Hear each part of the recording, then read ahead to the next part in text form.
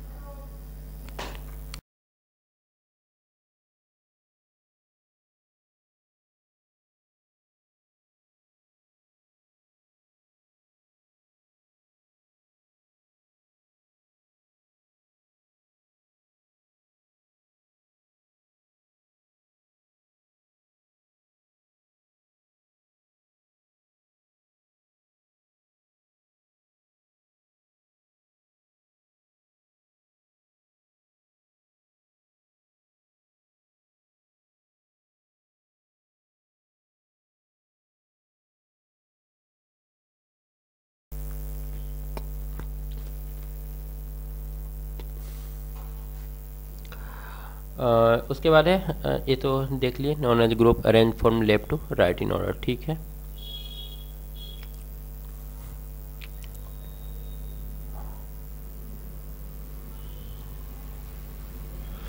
उसके बाद अब सारे ग्रुप के बारे में बताया कि किस ग्रुप में कौन सा है। तो ग्रुप 1 है जिसमें अल्कली मेटर है, क्योंकि ये स्ट्रॉन्ग अल्कली बनाते हैं पानी के साथ मिल करके। अल्कली मतलब बेस बनाते हैं, मेटल बेस बनाता है और नॉन मेटल एसिड बनाता है।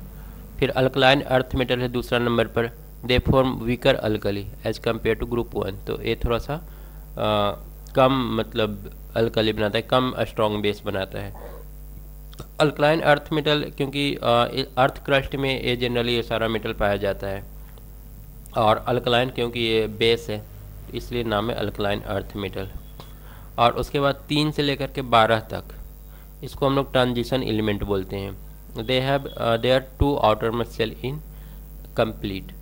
इनका दो आउटरमोस्ट सेल जो होता है इनकम्प्लीट होता है। ऐसे जनरली हम लोग देखते हैं अल्कलाइन अर्थ मेटल या फिर अल्कली मेटल, इसमें सिर्फ आउटर मोस्ट सेल जो होता है वो इनकम्प्लीट होता है, लेकिन ट्रांजिशन मेटल में दो इनकम्प्लीट मिलेगा। उसके बाद 13 में ब्रोन फैमिली है, फिर carbon family, nitrogen family, oxygen family, इसको हम लोग कॉलगन फैमिली भी बोलते हैं। उसके बाद है हेलोजन जिसमें फ्लोरीन, क्लोरीन, ब्रोमीन, आयोडीन ये सारा है। उसके बाद 18 है जीरो ग्रुप जिसमें सारा नोबेल गैस भरा पड़ा है। This element have their outermost orbit complete. वो जीरो ग्रुप वाला के बारे में बोल रहा है। The element of group 1 to 14, 15, 16, 20 are known as main group element. तो 1 और 2 स्टार्टिंग वाला, फिर ट्रांजिशन मेटल को छोड़ दो लास्ट वाला, फिर 13, 14, 15, 16, 17 इसको मेन ग्रुप एलिमेंट बोलते हैं, या फिर रिप्रेजेंटेटिव एलिमेंट या नॉर्मल एलिमेंट बोलते हैं।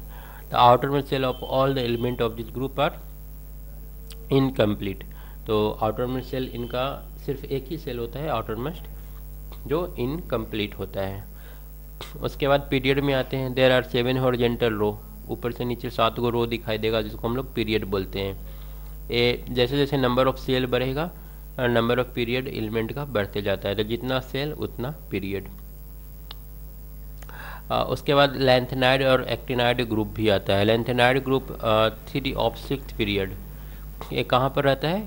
ग्रुप इसका 3 है और पीरियड कितना है? 6th, छठा पीरियड। मतलब कि ये हम लोग को 7वां दिख रहा है यहाँ पर, देखो ये 3rd ग्रुप है, लॉन्गेस्ट पीरियड भी इसको बोलेंगे 3rd ग्रुप, और 6th पीरियड, छठा पीरियड। इसमें हम लोग का लेंथेनाइड्स आएगा और एक्टिनाइड आएगा इसके बाद वाला में 37 में। हैव सिमिलर प्रॉपर्टी बिकॉज ये सारा का प्रॉपर्टी जो होता है सेम होता है, क्योंकि ये सारे एक ही ग्रुप में। They are show the bottom of the periodic table. ये पीरियोडिक टेबल के नीचे 2 लाइन ड्रॉ करके उसमें दिखाया जाता है, 2 टेबल बना करके। They are large in number, इनका संख्या काफ़ी है। और and if shown in the main body, अगर टेबल के अंदर दिखाने की कोशिश करेंगे मेन टेबल के अंदर तो टेबल डिस्टॉर्ट हो जाएगा। The 3rd period element sodium, magnesium, aluminium, ये सारा जो है summarise the property of their respective group and called typical element. तीसरा पीरियड वाला जो है उसको हम लोग टिपिकल एलिमेंट बोलते हैं, हर मतलब 3rd पीरियड हर ग्रुप का।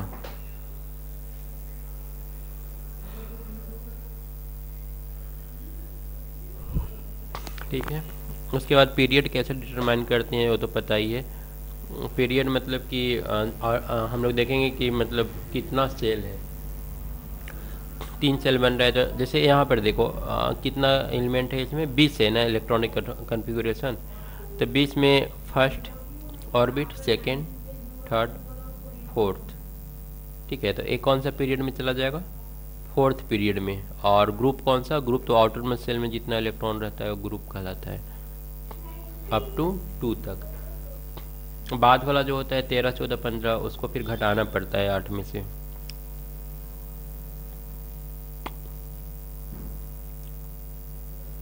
उसके बाद है periodicity, the periodic property that reappear at regular interval. मतलब रेगुलर इंटरवल के बाद अगर कोई बार बार अपियर हो रहा है तो उसको पीरियोडिक प्रॉपर्टी बोलते हैं। काउज ऑफ पीरियोडिसिटी, पीरियोडिसिटी का काउज क्या है? The cause of periodicity is the recurrence of similar electronic configuration. तो अगर इलेक्ट्रॉनिक कन्फिग्रेशन सेम रहेगा तो इस टाइप का दिखाई देगा।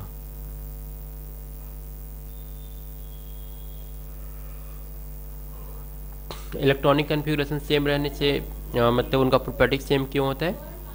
क्योंकि केमिकल प्रॉपर्टी जो होता है वो डिपेंड करता है आउटरमोस्ट सेल में कितने इलेक्ट्रॉन है उस पर, क्योंकि वही इलेक्ट्रॉन तो निकलता है या फिर अंदर इंटर करता है, तो उसी पर डिपेंड करेगा।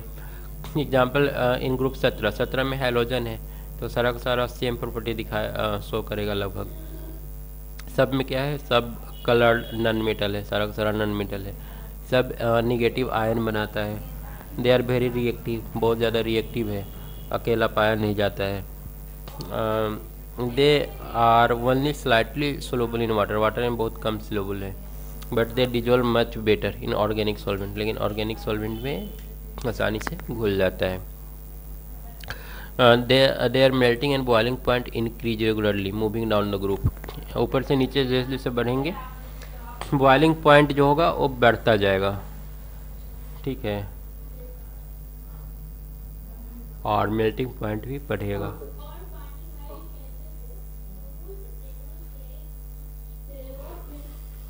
उसके बाद है they are good oxidising agent, ये सारे के सारे ऑक्सीडाइजिंग एजेंट हैं। जो इलेक्ट्रॉन छोड़ता है, इलेक्ट्रॉन जो गेन करता है उसको ऑक्सीडाइजिंग बोलते हैं ना, ये लोग इलेक्ट्रॉन गेन करते हैं। इलेक्ट्रॉन गेन करने वाला oxidising. It is thus concluded that periodicity is due to the same number of electrons in the outermost orbit of the different element. उसके बाद ऑर्बिट एंड वैलेंसी, तो orbit electron revolve around the nucleus, nucleus का चारों तरफ घूमता है, और जिस सर्कुलर पाथ में घूमता है उस सर्कुलर पाथ को हम लोग क्या बोलते हैं? ऑर्बिट या फिर सेल। अब नंबर है सेल, तो डाउन ए ग्रुप, ग्रुप में अगर हम लोग ऊपर से नीचे जाएंगे तो क्या होगा? नंबर ऑफ सेल बढ़ता चला जाएगा। जैसे यहाँ पर देखो ऊपर से नीचे बढ़ रहे हैं, 2 सेल, 3 सेल, 4 सेल, सेल बढ़ता जा रहा है। Valency, valency outer main cell में नंबर ऑफ इलेक्ट्रॉन वैलेंसी होता है ना, और मूविंग डाउन ए गिवन ग्रुप, अगर हम लोग ऊपर से नीचे जाएंगे तब तो वैलेंसी सेम रहेगा, क्योंकि आउटर में सेल में नंबर ऑफ इलेक्ट्रॉन सेम रहने वाला है। लेकिन अगर इधर लेफ्ट टू राइट जाएंगे ना, तो इसका वैलेंसी पहले तो बढ़ेगा, increases only up to group 14, group 14 तक वैलेंसी बढ़ता है, 14 में जाकर के 4 हो जाता है, और उसके बाद फिर घटने लगता है ना, क्योंकि वैलेंसी लास्ट सेल में जितना इलेक्ट्रॉन है उस पर डिसाइड होता है। लेकिन अगर मान लो लास्ट सेल में 4 इलेक्ट्रॉन है तब तो ठीक है, वैलेंसी 4 हो गया, लेकिन 5 इलेक्ट्रॉन है तो फिर इसका वैलेंसी कैसे डिसाइड करते हैं? 8 में से घटा करके। वैलेंसी होता है कि मतलब कितना इलेक्ट्रॉन दे या फिर ले सकता है, ठीक है ना। वैलेंस और वैलेंसी, वैलेंस इलेक्ट्रॉन और वैलेंसी दोनों में थोड़ा सा फ़र्क है। वैलेंस इलेक्ट्रॉन होता है कि आउटर में सेल में कितना इलेक्ट्रॉन है, जैसे 5 इलेक्ट्रॉन है तो फिर हम लोग बोलेंगे वैलेंस इलेक्ट्रॉन 5, लेकिन ये है वैलेंसी, मतलब कि कितना इलेक्ट्रॉन दे सकता है या कितना इलेक्ट्रॉन ले सकता है। तो अगर किसी एटम के आउटर में सेल में 5 इलेक्ट्रॉन है तो इसका मतलब कि वो 3 इलेक्ट्रॉन और ले सकता है, तो उसका वैलेंसी 3 हो जाएगा। खत्म हो गया वाला।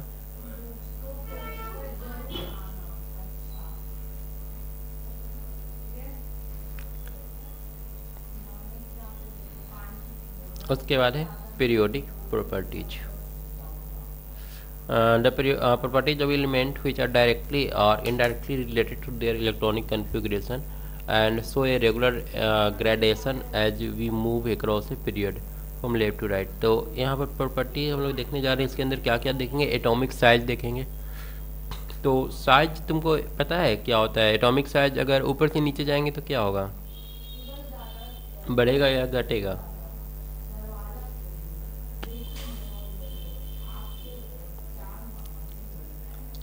आइडिया?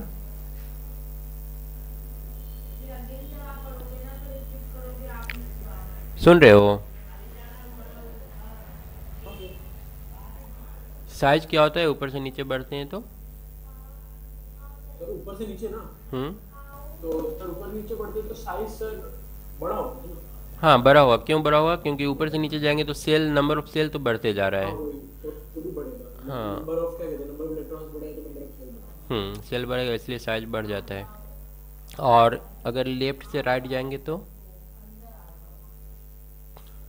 देखो, लेफ्ट से राइट नंबर ऑफ सेल तो बढ़ता नहीं है, जितना इलेक्ट्रॉन है उतना ही इलेक्ट्रॉन रहता है, ठीक है। लेकिन होता क्या है कि तुम्हारा नंबर ऑफ चार्ज बढ़ते चला जाता है। जैसे यहाँ पर देखो, अगर दिया है नीचे, यहाँ पर देखो सेल सब में देखो दो ही है, ठीक है। लेकिन जैसे जैसे हम लोग इधर बढ़ रहे हैं ना, ये कौन सा ग्रुप उठाया है, लिथियम बेरिलियम बोरोन वाला ग्रुप हाँ उठा लिया है, ठीक है। सर, ये दूसरा अपना वो वाला ग्रुप है, दूसरा वाला ग्रुप है। हाँ, तो देखो इसमें 2 प्रोटॉन 2 इलेक्ट्रॉन। तो दूसरा ग्रुप की दूसरा पीरियड है। हाँ, पीरियड ये लोग दूसरा वाला लिया है। हाँ,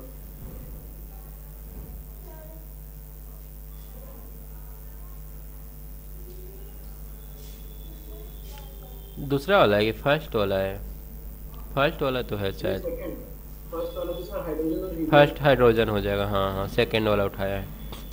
तो देखो इसमें हम लोग का एक इलेक्ट्रॉन है एटॉमिक सेल में, मतलब प्रोटॉन कितना, एक ठो, और इलेक्ट्रॉन भी एक होगा। गलती से हमको लगता है यहाँ ज़्यादा दे दिया है। और यहाँ पर फिर आएंगे, नहीं नहीं, 3 इलेक्ट्रॉन दिया है, ठीक है। मतलब यहाँ पर 3 ठो हम लोग का प्रोटॉन और 3 ठो इलेक्ट्रॉन। यहाँ 4 प्रोटॉन 4 इलेक्ट्रॉन, 5 प्रोटॉन 5 इलेक्ट्रॉन, ठीक है। और इधर 9 प्रोटॉन 9 इलेक्ट्रॉन। और हम लोग जानते हैं प्रोटॉन और इलेक्ट्रॉन के बीच क्या होता है, अट्रैक्शन होता है, ठीक है। तो सबसे ज़्यादा अट्रैक्शन कहाँ पर होगा, इसमें होगा ना। कैसे? कैसे? प्रोटॉन और इलेक्ट्रॉन के बीच सबसे ज़्यादा अट्रैक्शन कहाँ पर देखने को मिलेगा? तो सेंटर में, क्लोज, पास पास में। सेंटर में तो नहीं, फर्स्ट, जहाँ पर फर्स्ट प्रोटॉन। उसमें, फर्स्ट शेल में, हम्म, फर्स्ट शेल में सबसे ज़्यादा अट्रैक्शन है ना। यहाँ पर बोल रहे हो? जैसे आप बोल रहे हो सबसे ज़्यादा अट्रैक्शन कहाँ होगा, सबसे ज़्यादा अट्रैक्शन मतलब फर्स्ट सेल में। नहीं नहीं, फर्स्ट सेल में नहीं, ओवरऑल टोटल मिला करके। जैसे यहाँ पर 3 इलेक्ट्रॉन 3 प्रोटॉन है, और यहाँ पर 9 इलेक्ट्रॉन 9 प्रोटॉन है। तो ज़्यादा अट्रैक्शन कहाँ पर होना चाहिए, इसके अंदर या नो फिर नो हाँ, नो वाला 9 वाला में? तो देखो यहाँ पर अट्रैक्शन ज़्यादा होगा, इसीलिए साइज तुम्हारा जो है एटम का काफ़ी छोटा हो छोटा जाएगा। हो जाएगा। तो हम लोग लेफ्ट से राइट जाते हैं, तो चूंकि सेल बढ़ नहीं रहा है, इसलिए साइज अट्रैक्शन की वजह से छोटा हो जाता है, ठीक है ना। तो सबसे पहले हम लोग का एटॉमिक साइज हो गया। उसके बाद मेटालिक करेक्टर में आते हैं। मेटालिक करेक्टर इस चीज़ पर डिपेंड करता है कि वो कितना इलेक्ट्रॉन को मतलब ले या फिर दे सकता है, ठीक है। मतलब कितना आसानी से इलेक्ट्रॉन उसके एटम से निकल सकता है। जितना आसानी से निकलेगा उतना स्ट्रॉन्ग मेटल होगा, ठीक है। अब ऊपर से नीचे जाओ, पहला ग्रुप में, तो नीचे वाला का साइज बड़ा होगा। तो नीचे वाला का जब साइज बड़ा होगा, क्योंकि नंबर ऑफ सेल ज़्यादा है, तो यहाँ पर इलेक्ट्रॉन और प्रोटॉन के बीच अट्रैक्शन बहुत कम होगा, वीक अट्रैक्शन। जब ए वाला वीक है तो ए इलेक्ट्रॉन तो आसानी से निकल के बाहर चला जाएगा, ठीक है। तो मेटल ज़्यादा अच्छा कौन सा होगा, नीचे वाला ज़्यादा स्ट्रॉन्ग मेटल होगा। तो स्ट्रॉन्ग मेटल से मतलब कहना का क्या मतलब, सर स्ट्रॉन्ग मेटल क्या होता है? मेटल हम लोग डिसाइड करते हैं, दो प्रॉपर्टी देखते हैं। एक तो मतलब ये देखते हैं कि मतलब इलेक्ट्रॉन किससे आसानी से निकल रहा है। मेटल का गुण क्या होता है, मेटल को तुम पीटोगे तो फैलेगा, करंट उसमें आसानी से फ्लो करेगा, तो वो सारा गुण ज़्यादा बेहतर मतलब नीचे वाला में दिखाई देगा। अच्छा, नीचे से ज़्यादा मतलब इलेक्ट्रॉन बढ़ते जाते हैं तो मेटालिसिटी भी बढ़ती जाती है। हाँ, मतलब साइज बढ़ने से मेटालिसिटी बढ़ता है। हाँ, मतलब बेसिकली बेसिकली मतलब इलेक्ट्रॉन बढ़ते हैं ना, नीचे जाते हैं तो इलेक्ट्रॉन का नंबर बढ़ रहा है, शेल का नंबर बढ़ रहा है। हाँ, वो भी बोल सकते हैं। अब इधर से इधर जाओ, तो इधर तो इलेक्ट्रॉन बढ़ नहीं रहा है, और साइज क्या हो रहा है, छोटा होता जा रहा है। तो साइज छोटा होगा तो इलेक्ट्रॉन निकालना मुश्किल है इसमें से, हाँ, तो तो इधर की तरफ क्वालिटी खराब होगा। खराब होगा, तो ये नन मेटल ही हो जाता है लास्ट आते आते। हाँ, लास्ट लास्ट में, हाँ, फिर उसके बाद वो हो जाता है अपना इनर्ट गैस हो जाता हम्म, तो ए वाला भी मेटालिक करेक्टर भी समझ में आ गया। नन मेटालिक तो उसका जस्ट उल्टा हो जाएगा, तो इसमें कोई प्रॉब्लम है नहीं, ठीक है। तो 3 तो हो गया। उसके बाद आते हैं चौथा, आयोनाइजेशन पोटेंशियल में। आ जाओ, आयोनाइजेशन पोटेंशियल।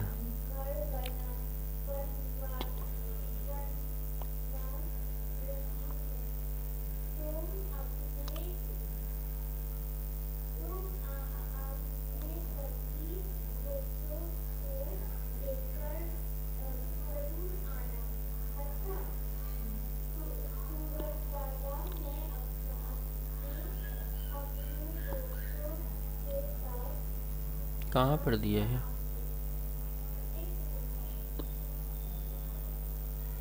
ये वाला था आयोनाइजेशन पोटेंशियल। हाँ सर, क्या क्या क्या पूछ रहे फोर्थ वाला आयोनाइजेशन पोटेंशियल था ना, देखो तो। थे? हाँ हाँ। चलो अब ये वाला समझते हैं कि आयोनाइजेशन पोटेंशियल पर क्या इफेक्ट पड़ता है, और ये है क्या। Energy required to remove an electron from a neutral isolated gaseous atom and convert it into a positively charge, मतलब इलेक्ट्रॉन को निकालना है, ठीक है ना, कॉल्ड आयोनाइजेशन पोटेंशियल। मतलब एक इलेक्ट्रॉन को निकालने के लिए जितना एनर्जी देना पड़ेगा वो उसका आयोनाइजेशन पोटेंशियल होता है, ठीक है। तो एक इलेक्ट्रॉन को निकालना है। अब देखो ऊपर में एक तो एलिमेंट है और कुछ एलिमेंट नीचे में है। किस में इलेक्ट्रॉन निकालना ज़्यादा टफ है? छोटा वाला में, है ना। हाँ सर। तो इसको ज़्यादा एनर्जी देना पड़ेगा, तो ऑब्वियसली इसका आयोनाइजेशन पोटेंशियल हाई होगा, और फिर इधर जाएंगे और छोटा होता जाएगा। ये सब का आयोनाइजेशन एक बार क्लियर करता है आयोनाइजेशन पोटेंशियल होता है क्या? आयोनाइजेशन पोटेंशियल है मतलब एक इलेक्ट्रॉन को निकालने के लिए जितना इसको एनर्जी देना पड़ेगा। एनर्जी मतलब हीट कर दो, गर्म करने कुछ से। भी, हाँ अट्रैक्शन वाला बात। हाँ कुछ भी। तो इलेक्ट्रॉन निकालने के लिए जितना एनर्जी की ज़रूरत पड़ेगा उसी को हम लोग आयोनाइजेशन एनर्जी बोलेंगे। तो सर नीचे जाते जाते मेरे ख्याल से आयोनाइजेशन एनर्जी कम होती होगी और इधर के अक्रॉस जाते हुए बढ़ती होगी। हाँ इधर एकदम कम होगा और ऊपर जैसे जैसे जाएंगे बढ़ता चला जाएगा। हाँ। तो एक बार देख लो ये लोग क्या लिखा है। तो सबसे पहला आयोनाइजेशन एनर्जी किस चीज़ पर डिपेंड करता है? तो एटॉमिक साइज पर ऑब्वियसली डिपेंड करेगा। Greater the atomic size lesser the force of attraction. Size बड़ा होगा तो फोर्स ऑफ अट्रैक्शन कम होगा। Since electron of outer main shell lie farther away from the nucleus thus make the their removal easier. तो यहाँ पर ionisation energy बहुत कम लगेगा। और दूसरा डिपेंड करेगा न्यूक्लियर चार्ज पर। अगर चार्ज ज़्यादा है, न्यूक्लियर चार्ज अगर ज़्यादा है तो अट्रैक्शन हाई होगा। अट्रैक्शन हाई होगा तो वहाँ पर फिर आयोनाइजेशन एनर्जी ज़्यादा हो जाएगा। तो वो तो सिंपल सी बात है, खुद से सोचोगे तो भी समझ में आ जाएगा। अब यहाँ पर देखो पहले पीरियड में दिखाया है। तो पीरियड में हम लोग को पहले से पता है कि जैसे जैसे इधर जाएंगे साइज छोटा होगा। साइज छोटा होगा तो आयोनाइजेशन एनर्जी हाई होगा। और देखो यहाँ पर हाई है ना। ये सब का आयोनाइजेशन एनर्जी हाई है। अब कहीं कहीं पर एक्सेप्शनल केस है तो एक्सेप्शनल वाला को हम लोग छोड़ देंगे। उसके बाद डाउन टू ग्रुप। तो डाउन टू ग्रुप भी समझ में आ ही रहा है। ऊपर से नीचे जाएंगे तो साइज बढ़ेगा तो आयोनाइजेशन एनर्जी बहुत कम होगा नीचे वाला का। क्लियर हो गया आयोनाइजेशन एनर्जी। उसके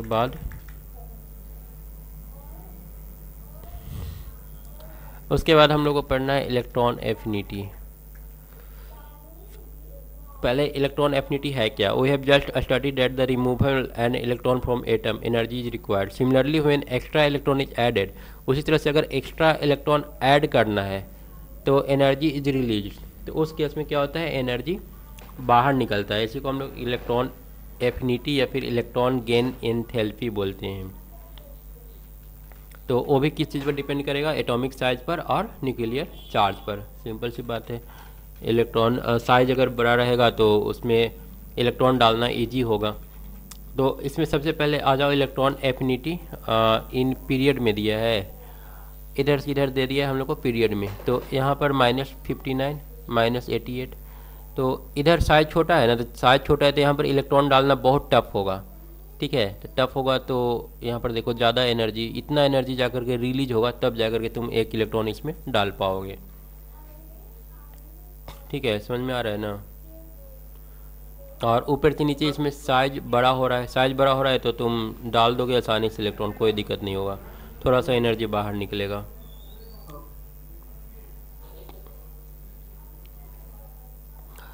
यहाँ पर दिया है कि ग्रुप 17 में fluorine has lower electron affinity. Fluorine का लोअर इलेक्ट्रॉन एफिनिटी है देन क्लोरीन इन ग्रुप 16। क्लोरीन कहाँ गया यहाँ पर? अब देखो एक्चुअल में होना क्या चाहिए था, ऊपर से नीचे जा रहे हैं तो साइज बढ़ रहा है। ठीक है, साइज बढ़ रहा है तो इसमें इलेक्ट्रॉन डालना ज़्यादा ईजी है। तो यहाँ पर कम एनर्जी बाहर निकलना चाहिए था, पर उल्टा हो रहा है, यहाँ पर ज़्यादा एनर्जी बाहर निकल रहा है। ऐसा क्यों हो रहा है? This is because size of fluorine and oxygen atom is very small. तो फ्लोरीन और ऑक्सीजन का बोल रहा है कि साइज बहुत ज़्यादा छोटा हो जाता है। As a result there are strong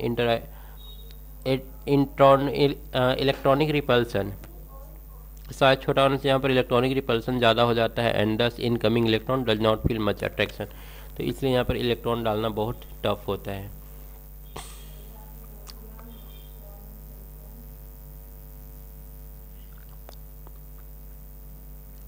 उसके बाद है इलेक्ट्रोनिगेटिविटी लास्ट में।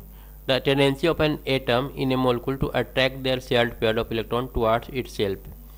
The tendency of an atom in a molecule to attract the shared pair of electron. अब शेयर्ड पेयर ऑफ इलेक्ट्रॉन कैसे हो गया, क्या हो गया, जैसे हम एग्जांपल ले रहे हैं CH4 का, तो CH4 में क्या होता है, एक कार्बन होता है, इसके आउटर में सेल में 4 इलेक्ट्रॉन होता है, और हाइड्रोजन के साथ ए शेयर्ड रहता है ए इलेक्ट्रॉन, ठीक है। तो ये जो पेयर बन रहा है यहाँ पर बीच में, इस पेयर को कार्बन अपनी तरफ अट्रैक्ट करेगा और हाइड्रोजन अपने तरफ अट्रैक्ट करेगा, ठीक है। तो यहाँ पर बोल रहा है कि जो इलेक्ट्रॉन ज़्यादा स्ट्रॉन्ग तरीके से अट्रैक्ट करेगा वो ज़्यादा इलेक्ट्रोनिगेटिव होगा, क्योंकि अगर मान लो कि ये पेयर थोड़ा सा इधर आ गया तो इस पर माइनस डेल्टा और इस पर प्लस डेल्टा हो जाएगा, तो ये हमारा ज़्यादा इलेक्ट्रोनिगेटिव हो गया। तो ये वही बोल रहा है कि जिसके पास टेंडेंसी ज़्यादा है इलेक्ट्रॉन को अपनी तरफ खींचने का, उसको बोलेंगे कि वो ज़्यादा इलेक्ट्रोनिगेटिव है। Electronegativity is a dimensionless property, इसका कोई डायमेंशन नहीं होता है। Since it is only a tendency, ये सिर्फ एक टेंडेंसी है, it only indicates the net result of the tendency of different element to attack the bond forming electron pair. Electronegativity is measured on several scale, बहुत तरीके से इसको measure किया जा सकता है। The most widely used scale of electronegativity was divide bye ल्यूनेस Pauling, in which the highest value of electronegativity is taken as 4। तो इन्होंने सबसे ज़्यादा जो सबसे इलेक्ट्रोनिगेटिव एलिमेंट बताया, उन्होंने बताया कि फ्लोरीन सबसे ज़्यादा इलेक्ट्रोनिगेटिव एलिमेंट है, मतलब इसके पास कैपेसिटी सबसे ज़्यादा है इलेक्ट्रॉन को अपनी तरफ खींचने का। साइज छोटा होता है ना, साइज छोटा होगा तो प्रोटॉन करीब हो जाएगा, प्रोटॉन करीब हो जाएगा तो इलेक्ट्रॉन को अपनी तरफ खींच लेगा। और सबसे ज़्यादा साइज फ्लोरीन का ही छोटा भी होगा, देखो यहाँ से ऊपर छोटा होता है ना, यहाँ पर सबसे बड़ा होगा, छोटा होते चला जाएगा ऐसे। तो फ्लोरीन का जो प्रोटॉन है ना वो काफ़ी करीब हो जाएगा इस पेयर के, इसलिए ये सबसे ज़्यादा खींचता है। और सबसे कम बता रहा है सीजियम का, जो कि 0.7 होता है।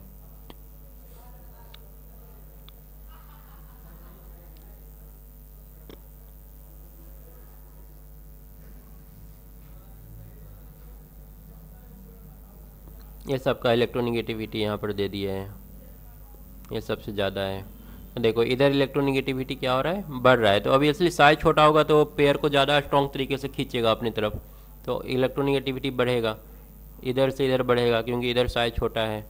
तो एक ही चीज़ पर डिपेंड करेगा, एक साइज पर और दूसरा न्यूक्लियर चार्ज पर, ठीक है, कितना पॉजिटिव चार्ज है न्यूक्लियस पर।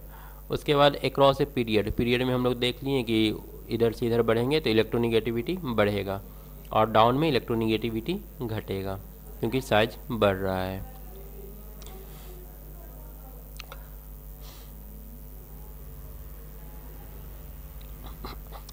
जनरली मेटल्स हो लोअर इलेक्ट्रोनिगेटिविटी, मेटल इस तरफ होता है ना तो उनका इलेक्ट्रोनिगेटिविटी कम होगा ही, और ऊपर से नीचे जाएंगे तो बेस्ट मेटल मिलता है।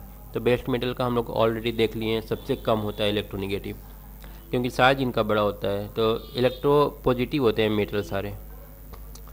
The element of second period differ in property from their respective group, this is due to a small size of atom and their high electronegativity.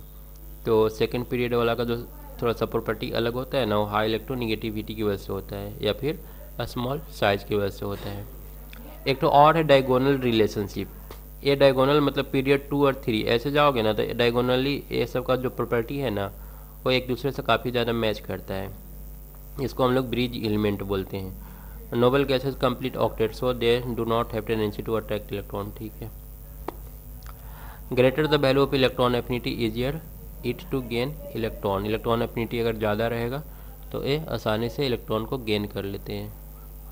ये सब तो हम लोग देख चुके हैं, बस इसी को एक बार रिवीजन करके और MCQ सारा सॉल्व कर लेना। हो गया है,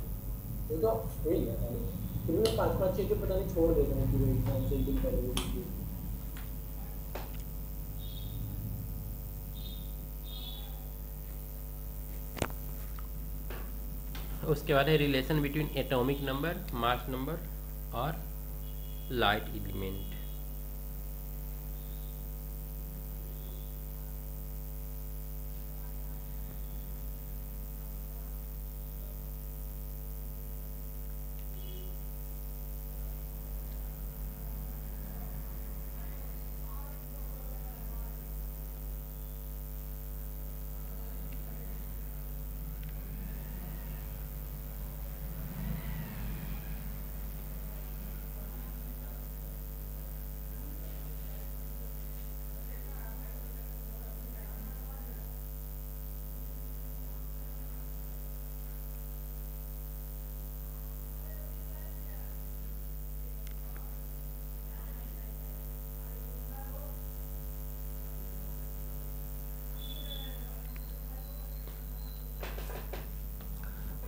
देखो relation between atomic number, mass number और लाइट। एटॉमिक नंबर क्या होता है? एटॉमिक नंबर होता है जितना नंबर ऑफ इलेक्ट्रॉन है ना, atomic number of element is equal to number of proton.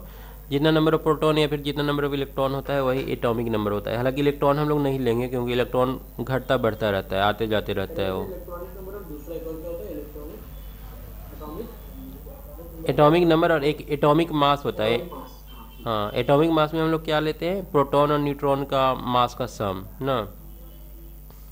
Atomic number में हम लोग प्रोटॉन या इलेक्ट्रॉन का नंबर लेते हैं और एटॉमिक मास में हम लोग अंदर में जो जो कुछ है ना न्यूक्लियस में उसका सम ले लेते हैं। यहाँ पर दिया हुआ है मास नंबर में आता है number of proton plus number of electron. उसके बाद है comparison of alkali metal and halogen. तो ये कहाँ पर कंबाइंड स्टेट में पाया जाता है? कंबाइंड स्टेट में ये भी पाया जाता है। दोनों काफ़ी ज़्यादा रिएक्टिव है। शाइनिंग वाइट सॉलिड मेटल, ये शाइन करता है, ये नॉन मेटल है, गैसियस स्टेट में पाया जाता है, सॉफ्ट होता है बिल्कुल। और ये तो very reactive poisonous yellow gas. Lithium is hardest, lithium सबसे कड़ा है। दे आर शाइनी बिकम, ख़त्म ही हो गया, इसमें कुछ है नहीं। और यहाँ पर सबका सारांश दे दिया है, तुम इतना ही पढ़ लोगे तो सब तुम्हारा रिवीजन हो जाएगा। हाँ वो तो लास्ट में दिया है। ये क्या है वैसे? हाँ यही तो ये वाला हाँ यही तो नहीं नहीं हाँ यही पूछा ये बाकी तो वो जो दो तो मैं जानता हूँ चैप्टर का। ये तो पीरियोडिक टेबल ही तो दिया है। थोड़ा अलग तो दिया हुआ पीरियड। इसमें करना क्या है? बीच में ट्रांजिशन मेटल है, लिखा नहीं है, इधर सबका लिखा हुआ है कि कोई क्वेश्चन है क्या?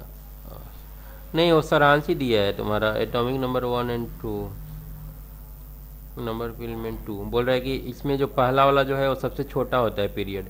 इसमें दो ठो नंबर ऑफ एलिमेंट कितना होता है? 2। एटॉमिक नंबर कहाँ से कहाँ तक? 1 से लेकर 2 तक। कौन कौन सा एलिमेंट होता है? एक हाइड्रोजन होता है और दूसरा हीलियम होता है। दूसरा पीरियड जो है वो शॉर्ट होता है, इसमें 8 तो मतलब एलिमेंट होता है। कहाँ से कहाँ तक? 3 से लेकर के 10 एटॉमिक नंबर वाला। और उसके बाद सबका नाम दिया है, वही पीरियोडिक टेबल ही दे दिया है। बीच में ट्रांजिशन एलिमेंटों को छोड़ दिया है, लिखा नहीं है उसका।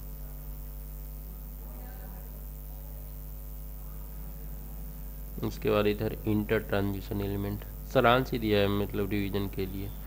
ये सारा एक जगह पर दे दिया, रिवीजन में आसानी होगा।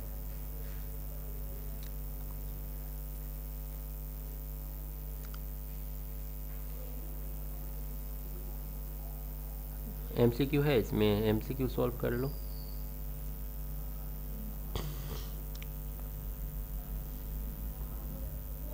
सर कहाँ है?